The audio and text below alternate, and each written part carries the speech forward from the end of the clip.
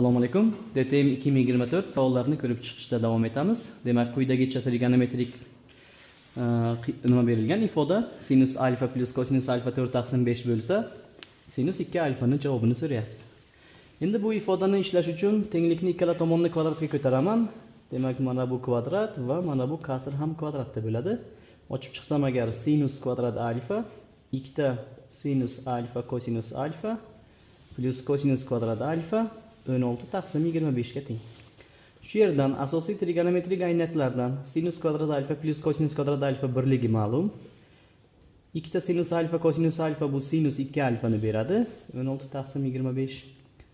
Demak, sinus 2 alfa 16/25 birni minus qilib o'tkazaman. Demak, sinus 2 alfa hisoblasam minus 9/25 ga teng bo'lar ekan. Javob B minus 9/25.